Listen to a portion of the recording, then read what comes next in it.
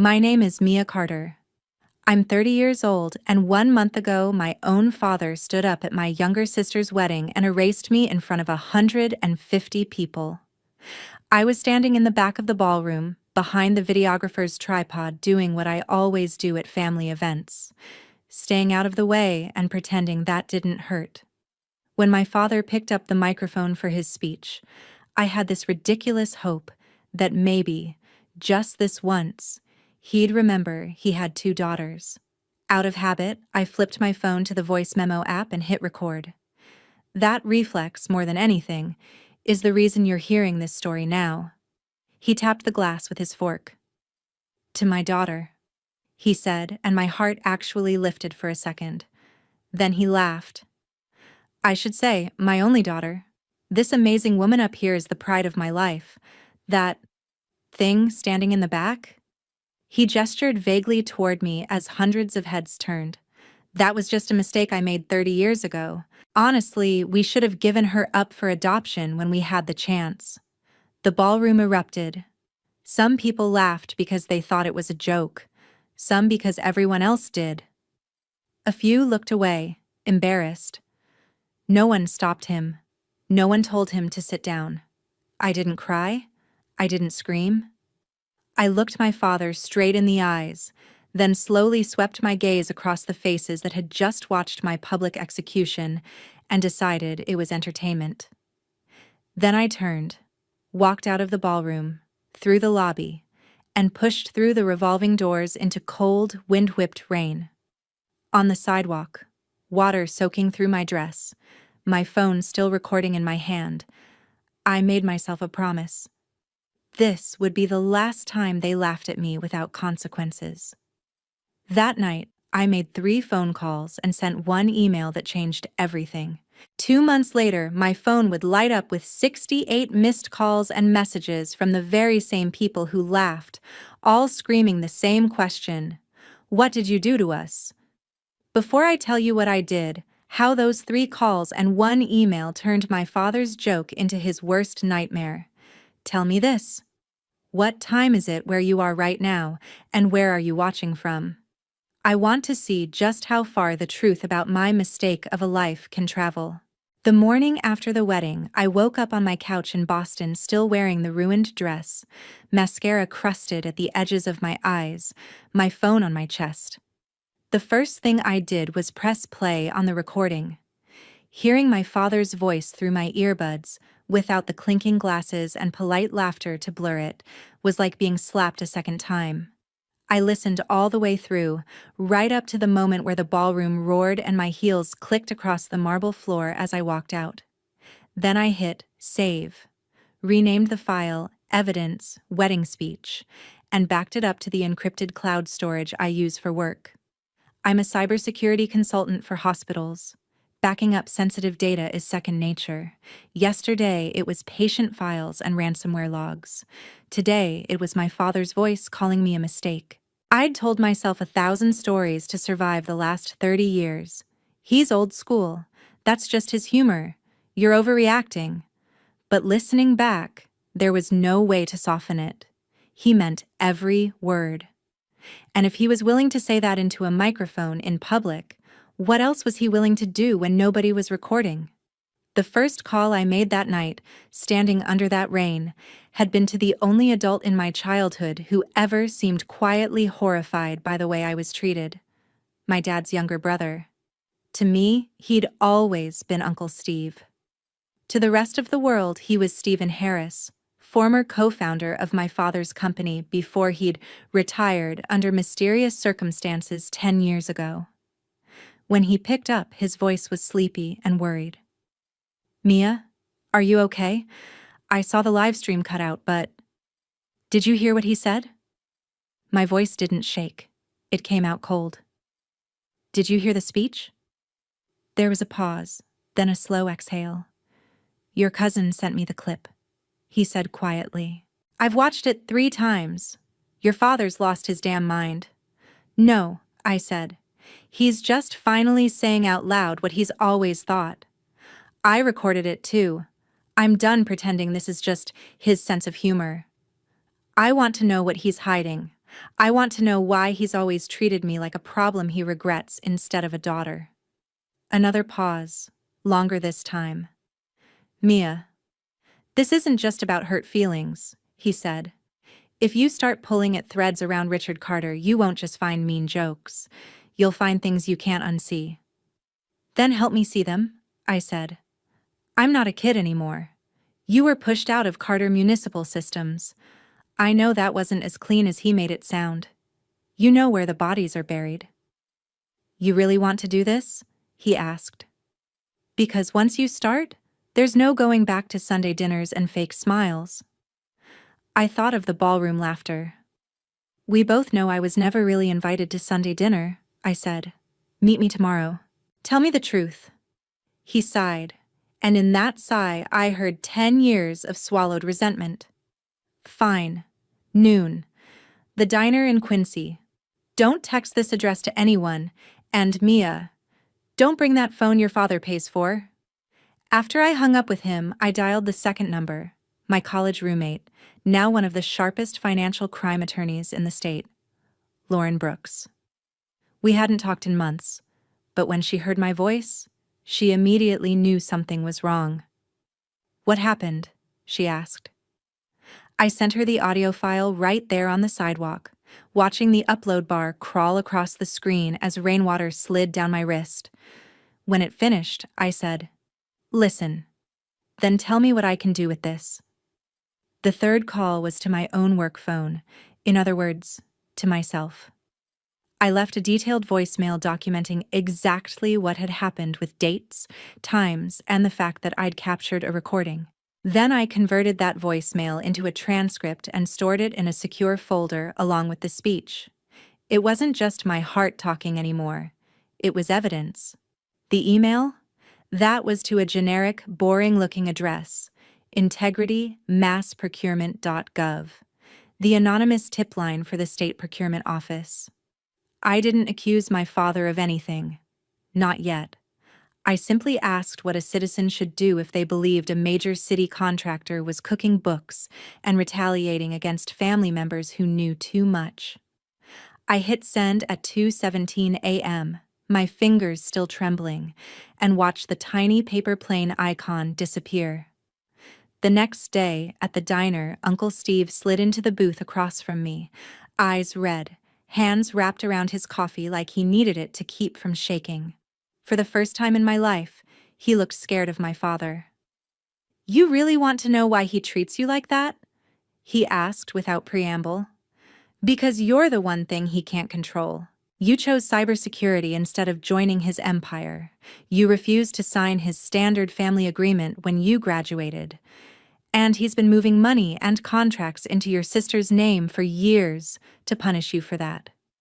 He pulled a folded packet of old emails and board minutes from his jacket. He cut me out because I told him what he was doing was illegal. Fraud, kickbacks on public works projects, false safety reports. All of it would blow up if someone with your skills and my receipts went digging. I stared at the papers, everything in me going very, very still. "So let's dig," I said. "If he insists I'm a mistake, I'm going to be the kind of mistake that ruins his perfect little world.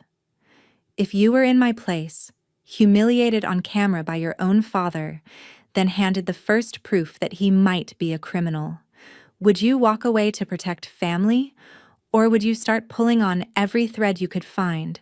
Lauren didn't waste time. By the afternoon after the diner meeting, we were sitting in a cramped conference room at her firm, the kind with no windows and a humming fluorescent light that made everything feel more serious. I'd already scanned Uncle Steve's documents and sent them to her through a secure portal. She'd read them twice before I even arrived. "Okay," she said, tapping the stack with a pen. "Your father, Richard Carter, runs Carter Municipal Systems. They've had public contracts with the city for 15 years, traffic lights, smart intersections, parking systems. These minutes show he pushed his own brother out right before the company landed their biggest deal. This," she held up a photocopied email, "is a threat. Sign the separation agreement and keep your mouth shut about billing practices, or you'll never work in this town again." He wasn't kidding, Uncle Steve muttered. I've been blacklisted from city contracts ever since. My stomach twisted. I'd grown up hearing my father talk about providing for the family, all those late nights, saving the city money. Now those stories tasted like ash. Lauren turned to me. You work in cybersecurity for hospitals, she said. You understand logs, metadata, network traffic. If your uncle's right, and your father is double billing or falsifying safety reports, there will be digital footprints everywhere, on email servers, in PDF drafts, in version histories. She leaned forward. But we do this by the book. No illegal hacking. We use what you can get legitimately through family, public records, and what your uncle already has. Understood? I nodded. Understood? I lied, just a little. We started with what was public. I spent nights after work combing through city procurement databases, downloading every contract Carter Municipal Systems had won in the last decade. I cross-referenced project timelines with news stories about mysterious delays, unexplained outages, and, this one made my blood run cold, a pedestrian death at an intersection where the new smart lights had malfunctioned. At the same time, Uncle Steve requested his own personnel file and board correspondence from the years before he was pushed out, citing whistleblower protections. Some of it came back heavily redacted, but Laura knew exactly which black bars meant someone was hiding something they shouldn't. At her urging, I filed a formal request under the state's public records law for all safety inspections involving Carter Municipal Systems. Weeks passed. My days were filled with hospital security audits and employee phishing trainings, my nights with spreadsheets and PDFs, highlighter marks littering my kitchen table. The more I dug, the more a pattern emerged. Change orders signed on Fridays at 4:55 p.m., doubling the cost of projects without clear justification. Invoices for consulting services paid to shell companies with no websites, all registered to a P.O. box near my father's office. Repeated notes from city engineers about pressure from vendor to sign off quickly. Every time I connected a dot, I heard his voice again. That thing in the back? Just a mistake. One afternoon, I opened a spreadsheet showing the distribution of company shares. That's when his favoritism became more than emotional, it became financial. 5 years ago, my sister Hannah had been gifted a 25% stake in Carter Municipal Systems in recognition of her contributions to marketing and strategy. My name didn't appear anywhere. There was, however, a familiar signature on a line labeled Waiver of Future Claims to Family Assets. Mine. Dated the week I graduated college. I remembered the document now. He'd called it a standard form to simplify estate planning and shoved it in front of me at a noisy graduation dinner. I'd signed without reading, too overwhelmed and eager to avoid a fight. My hands clenched around the printout until the paper creased. That night, I sent Lauren everything. He manipulated you into signing away your rights so he could funnel assets to your sister, she said over the phone. It's disgusting, but it may also be leverage, especially if we can show a pattern of coercion and retaliation. Retaliation like humiliating me publicly to make sure I never challenge him, I said. Exactly, she replied. We built a timeline. My graduation, the waiver, Uncle Steve's forced exit, the big city contract, the malfunctioning lights, the wedding speech. The line from family joke to weapon became painfully clear. 2 weeks into our deep dive, I got an email from the procurement integrity inbox I'd messaged after the wedding. It wasn't a form auto-response this time. It was from a real person, a compliance officer named Mark Dalton, asking if I'd be willing to speak confidentially about potential irregularities involving Carter Municipal Systems. I stared at the screen for a long time. This was it. The moment where my private, petty-seeming family humiliation collided with actual law. I forwarded the email to Lauren. She called within minutes. If you talk to them, Mia, this stops being just a revenge fantasy, she said. It becomes a whistleblower case. Are you ready for that? For subpoenas, for hearings, for your family knowing it was you? I thought of my father raising his glass, the room erupting. I thought of my mother looking away instead of stepping in, of my sister laughing along so she didn't ruin her wedding vibe. He decided to make me the villain in his story a long time ago, I said. If I'm going to be the villain, I might as well be the one who tells the truth. I agreed to the meeting. We scheduled it for 3 weeks out to give Lauren time to prepare. In those 3 weeks, the energy in my parents' house, where I still technically rented the small attic apartment, shifted from chilly to paranoid. My father started locking his home office. My mother jumped every time the landline rang. Whispered conversations died the second I walked into the kitchen. They knew I was up to something. They didn't yet know what, but they were about to find out. If you discovered your family's money and your own erasure were built on lies and rigged paperwork, would you keep the peace, or would you risk blowing up everything to drag those secrets into the light? If there's one thing working in cybersecurity teaches you, it's how careless people are with their passwords. My father was no exception. Years ago, when I helped him set up his first smartphone, he insisted on using the same simple password he'd always used. I begged him to change it. He refused. No one's interested in some old man's emails, he'd scoffed. He wasn't my client, so I let it go. Now, sitting in my attic with the glow of my laptop on my face and the wedding recording in my headphones, I opened a private browser window and typed in the webmail address for Carter Municipal Systems. I hesitated. Lauren's warning about staying by the book echoed in my head. But then I remembered the waiver I'd signed at 22, the way he'd weaponized my trust. He'd never followed rules when it came to controlling me.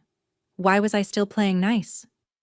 I entered his corporate address and the old lazy password. The inbox loaded. Hundreds of messages, contract negotiations, forwarded jokes, a few all-staff memos where he congratulated my brilliant daughter Hannah on a presentation. Nothing about his mistake of a daughter, of course. I didn't snoop for the fun of it. I set up a simple, silent rule. Any email he sent or received with certain keywords, audit, inspection, change order, my name, would automatically forward to a new encrypted account I'd created under a random alias. Then I logged out.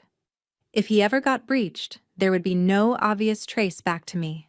Within days, the forwarded emails began to trickle in. A thread with a city engineer pushing back on signing off early. My father replying, "We've taken care of your supervisor, don't worry about it." An exchange with a banker about moving that last chunk into HC's trust before year-end. HC could only be Hannah. And then, one Thursday, an email popped up with a subject line that made my skin crawl. Family dinner, Saturday. It wasn't sent to me directly. It was from my father to my mother and sister. "We need to bring Mia back in line before she does something stupid," he'd written. "Let's keep it calm. Make it seem like we want to hear her out. I'll have the paperwork ready." My mother replied, "Are you sure this will work?" My sister, "It's my first weekend back from the honeymoon, Dad. Can we not make this a war?"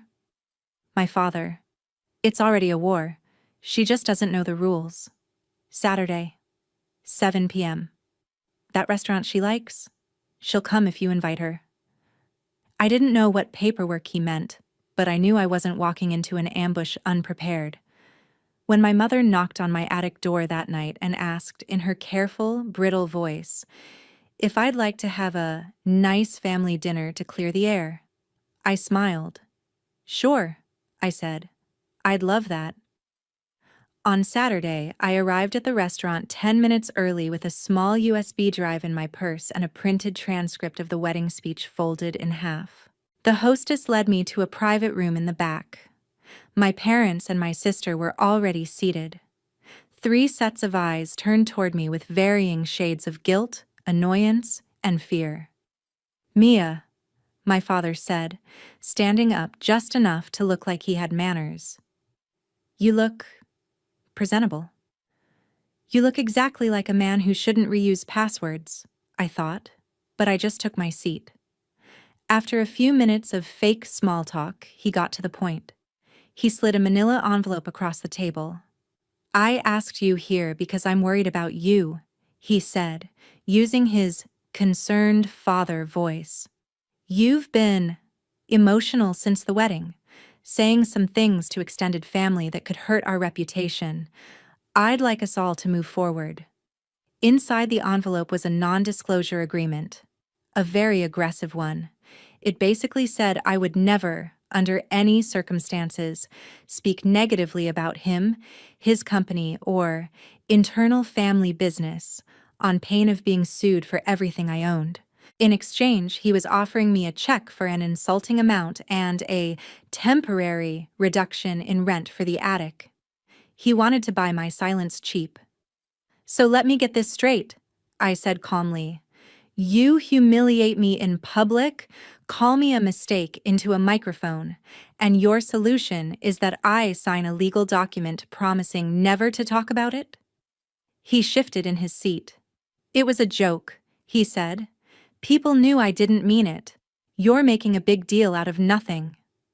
Really? I pulled the folded transcript from my purse and slid it across the table. Because this is word for word what you said. My phone recorded it. So did the videographer. I've backed it up 6 different ways, and I've already shared it with an attorney and a state procurement officer, who both think it shows a pattern of psychological abuse and retaliation. My mother sucked in a breath. My sister stared at me like she'd never seen me before. My father's face went from pink to a deep, dangerous red. You what? He asked. I didn't flinch. You've been moving assets into Hannah's name, cutting out your brother, strong-arming city officials, and using my existence as a punchline, I said. You made 3 mistakes, Dad. The first was underestimating how much I pay attention. The second was assuming I'd never fight back.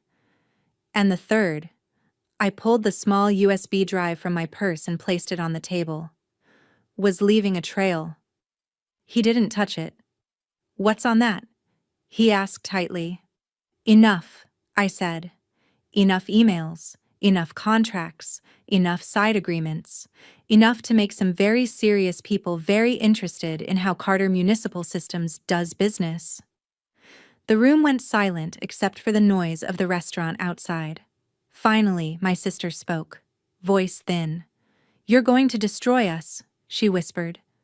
You're going to destroy everything he built. I looked at her. He already destroyed me, I said. I'm just done pretending I deserve it. I stood up, leaving the NDA untouched. You invited me here to bring me back in line, I said. Consider this my official notice that I've stepped off the line entirely. As I walked out of the restaurant, my father's voice followed me. Mia, don't you dare do anything you can't undo. I didn't look back. You should have thought of that before you grabbed the microphone, I called over my shoulder. If your family sat you down, smiled, and slid an NDA across the table to silence you, would you sign for the sake of peace, or would you walk away and let them be afraid of what you might do next? The fallout from the family dinner came fast. My father stopped speaking to me entirely. My mother's texts turned into clipped, neutral messages about mail and utilities, but it was my sister, Hannah Carter, who surprised me. 2 days after the dinner, she called. Can we talk? She asked, her voice small. We met, not at a cafe like in some cliché movie, but at the climbing gym where I usually went to get out of my own head. On weekdays, it was mostly empty. We sat on the crash mats under a wall of brightly colored holds, while a pop playlist hummed in the background. Hannah looked out of place in her designer leggings and pristine sneakers. You picked an interesting battleground, she said, glancing up at the wall. You picked a convenient time to remember I exist, I replied. She winced. Okay, I deserve that. For a moment, we just sat there, Two women who shared DNA and almost nothing else. Hannah was everything my parents bragged about: polished, agreeable, the perfect marketing director for my father's company. I was the one who broke things for a living and told people where their security sucked. "I didn't know he was going to say that at the wedding," she blurted. "I wouldn't have let him." "You laughed," I said. "You looked right at me and laughed." She flushed. "I panicked, okay? Everyone was staring at me. It was my wedding night and he was drunk, and I thought if I made it seem like a joke, maybe it wouldn't be so awful." "How did that work out?" I asked. "Does it feel less awful now?" She swallowed hard. "No." A beat. "But Mia, going to lawyers? Talking to state offices? You're taking this too far." I pulled a printout from my bag, not of my father's speech this time, but of the shareholder registry I'd found. I tapped the line with her initials. "He gave you a quarter of the company," I said.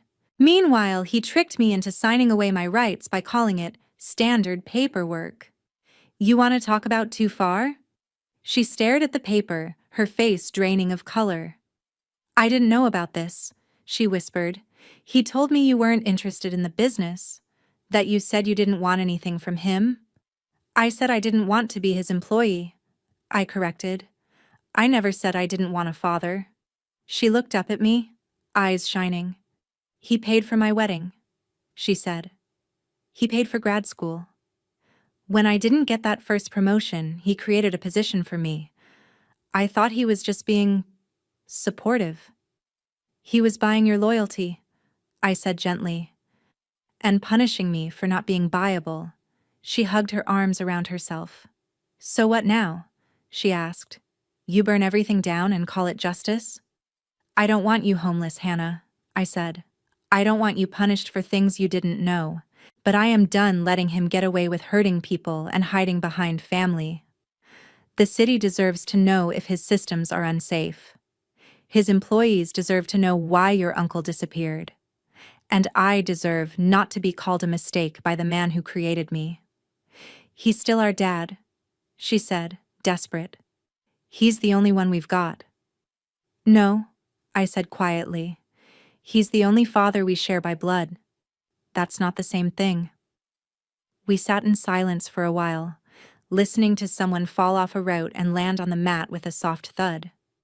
Finally, Hannah spoke again. "If you go through with this," she said, "he'll come for you. Legally, emotionally, whatever he can. He'll say you're unstable. He'll tell everyone this is because you're jealous of me." "He's been saying that my whole life," I said. "The difference is, this time I have receipts." She nodded slowly, then stood. "I can't help you," she said. "Not openly. I owe him too much. He can ruin my career." She hesitated. "But Mom's been hiding things too. Bank statements, letters from the city. She keeps them in a locked drawer in her office at the district building. If you want to know how deep this goes, that's where I'd look." I stared at her. "Why are you telling me this if you're not on my side?" She gave a sad little smile. "I didn't say I wasn't on your side," she said. "I said I can't look like I am." As she walked away, I realized the golden child wasn't as blind as I'd thought, just more entangled. If your sibling told you they couldn't stand with you in public but quietly handed you the key to the next secret, would you hate them for their cowardice or see it as the only courage they can afford? My mother, Linda Carter, had spent her career in education. By the time all of this happened, she was an assistant superintendent for the school district, polished, diplomatic, and very good at pretending problems didn't exist if acknowledging them would rock the boat. Her office was on the third floor of a bland administrative building near downtown. I'd been there a few times to drop off forgotten lunches as a teenager. I'd never gone there to confront her as an adult. I called and asked if we could talk. "I'm busy," she said automatically, then sighed. "Come by at 4. We'll have a few minutes before my board prep." At 4 o'clock sharp, I walked past the receptionist, up the elevator, and down the hall lined with student artwork and motivational posters. My mother's door was half closed. I knocked and stepped inside. She looked smaller behind the big desk than she did at home. Her professional mask slipped just a little when she saw me. "Mia," she said, "this isn't a good time. There's never a good time to admit your husband might be a criminal," I said, closing the door behind me. "We should start anyway." Her eyes flashed. "Watch your tone," she snapped. Then, more quietly, "What do you want?" I sat down without being invited. "I talked to Hannah," I said. "She told me you keep financial documents in a locked drawer, statements, letters from the city, things you don't want Dad to know you still have." My mother's hand twitched toward the drawer so fast it was almost funny. "She had no right." "You had no right to stand there at that wedding and let him call me a mistake," I cut in.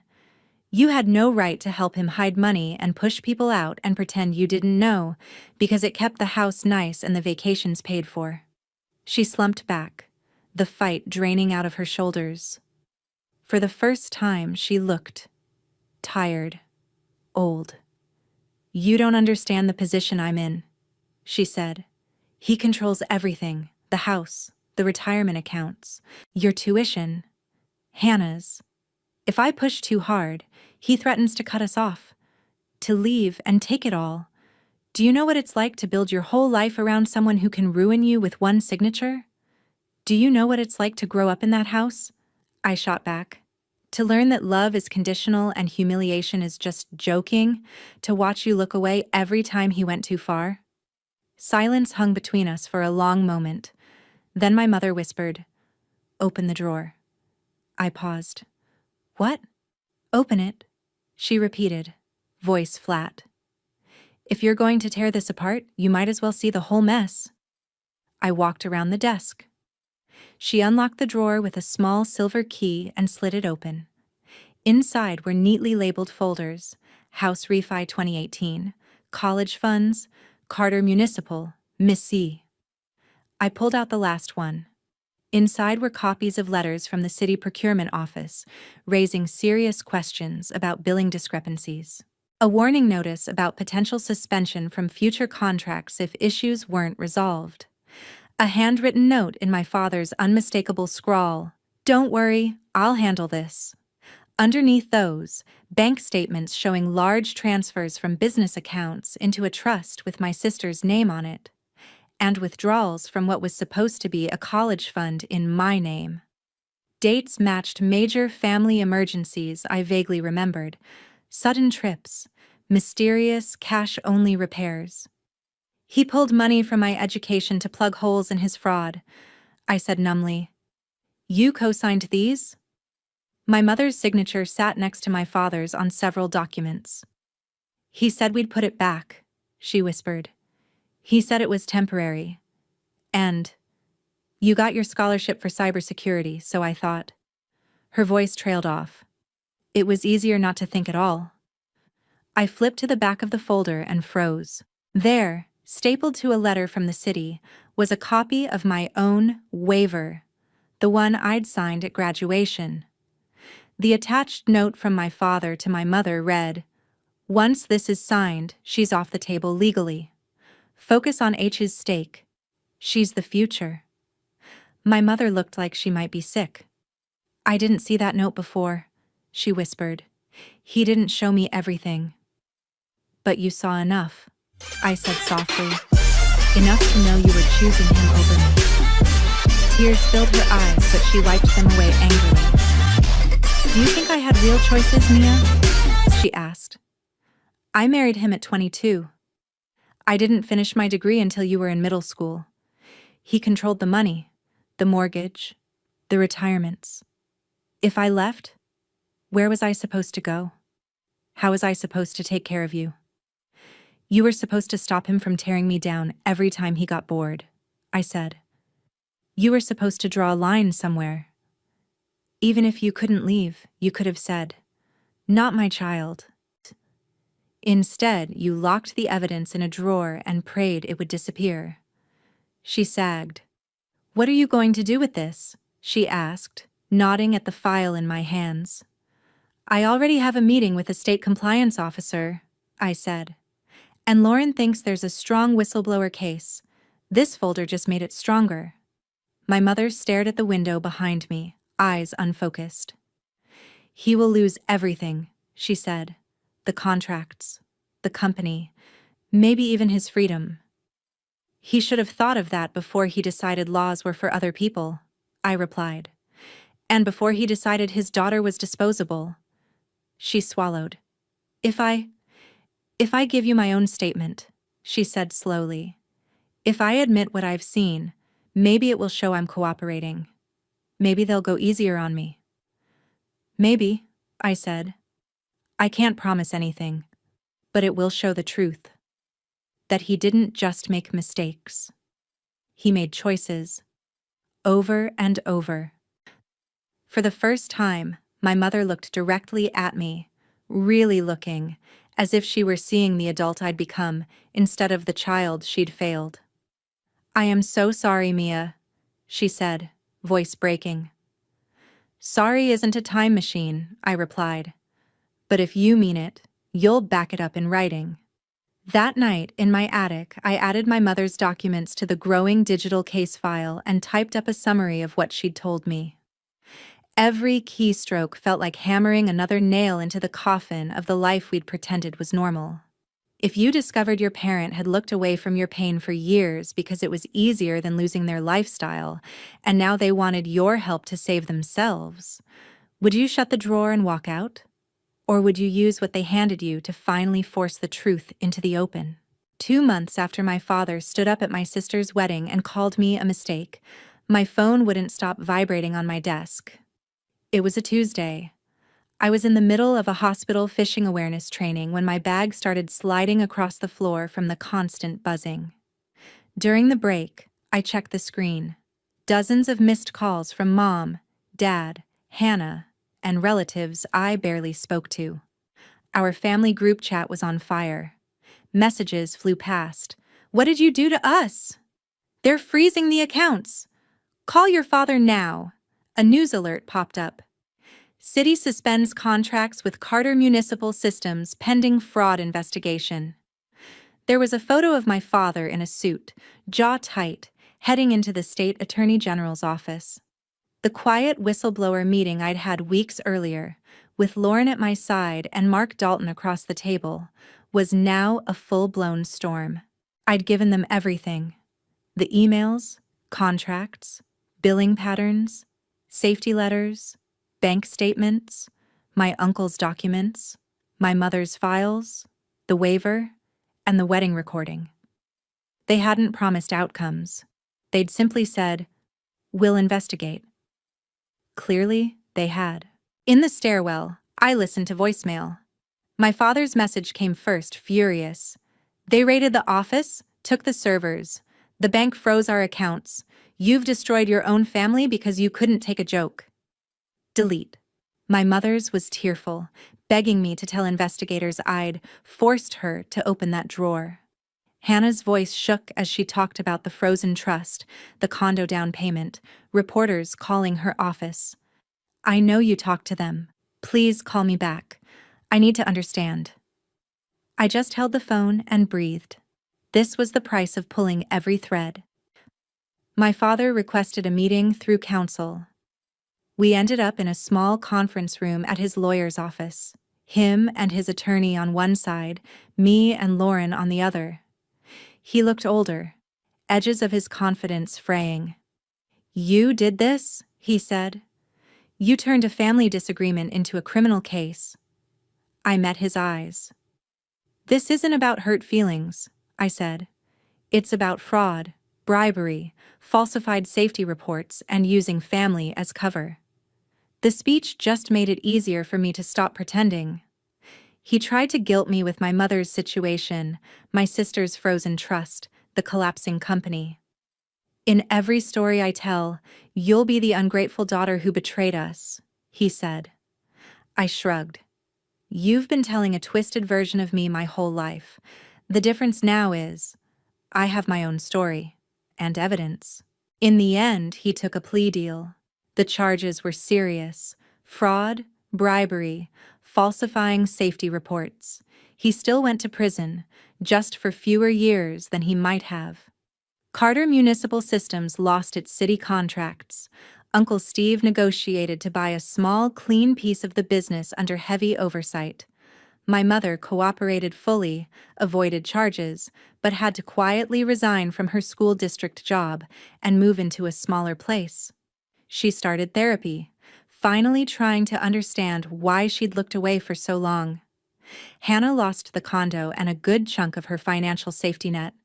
For months, she only spoke through lawyers. Then, one day, she walked into my climbing gym in an old t-shirt and rental shoes. "I read the reports," she said. "All of them. You were right." "I didn't need to be right," I answered. "I needed to be believed." It wasn't forgiveness, but it was more than the silence I grew up with. I moved out of the attic and into a small apartment with too much light and no ghosts. I kept my hospital cybersecurity job, but started helping whistleblowers secure their digital evidence on the side. The wedding recording became a short clip in a training about how emotional abuse and financial crime often live in the same house. I don't play his full speech. He doesn't get that kind of space in my life anymore. People sometimes ask if I regret it, if I'd go back and keep my mouth shut to keep the family together. Here's the truth. My family was never together. It was held in place by fear, favoritism, and money. Blowing the whistle didn't break something whole. It shattered an illusion. Blood made us related. Respect is what could have made us a family, and that was missing long before investigators got involved. Self-respect is the first family I chose. So now I'll ask you, if standing up for yourself meant losing the people who taught you to stay small, but gaining a life where you can finally breathe, would you do it? And if you've ever been treated like the mistake in your own family, what would your version of choosing yourself, really choosing yourself, look like?